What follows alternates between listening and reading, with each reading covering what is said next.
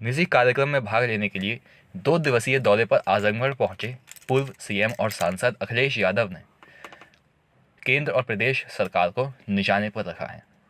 Samajwadi party के राष्ट्रीय अध्यक्ष अखिलेश यादव ने ऐलान किया कि 2022 में होने वाले यूपी विधानसभा चुनाव में उनकी पार्टी छोटे दलों के साथ गठबंधन करेगी।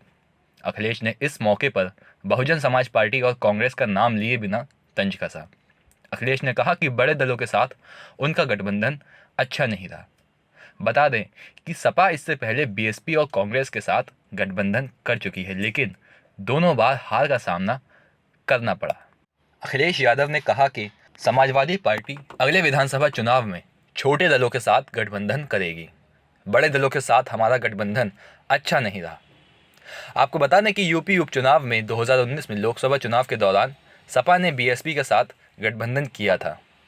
सपा को चुनाव में करारी हार का सामना करना पड़ा था। उसे सिर्फ 5 सीटें मिली थी, जबकि बीएसपी को इस गठबंधन का फायदा मिला। बीएसपी के खाते में तब 10 सीटें थीं। परिवार की 3 सीटें कन्नौज, फिरोजाबाद और बदायूं से भी हाथ से चली गईं। वहीं सपा संरक्षक मुलायम सिंह यादव ने गठबंधन पर पहले ही नाराजगी जताई थी। उन्होंने मायावती को 38 सीट देने को कहा था कि आधी सीटें तो पहले ही हार गए।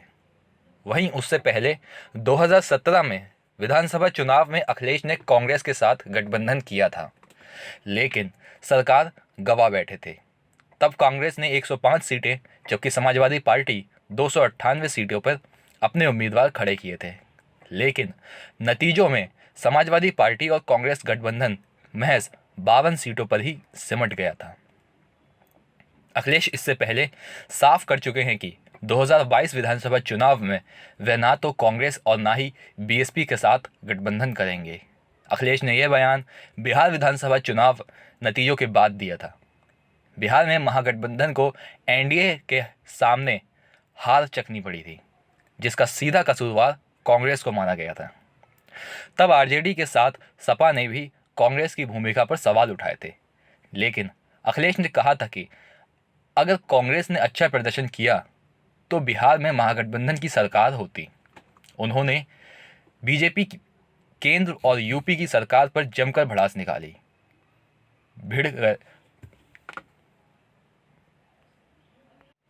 भीड़ से घिरे अखिलेश यादव ने सवाल पूछा कि बीजेपी सरकार के किसान कौन हैं, तो फौरन भीड़ से आवाज आई अडानी और अंबानी। उन्होंने कहा कि भाजपा सरकार आजमगढ़ के साथ भेदभाव करती है। दोहरे चरित्र के कारण सपा सरकार से शुरू की गई परियोजना को जानबूझकर अधूरा रखा जा रहा है। इसका खामियाजा यहाँ के नागरिकों को उठाना पड़ रहा है।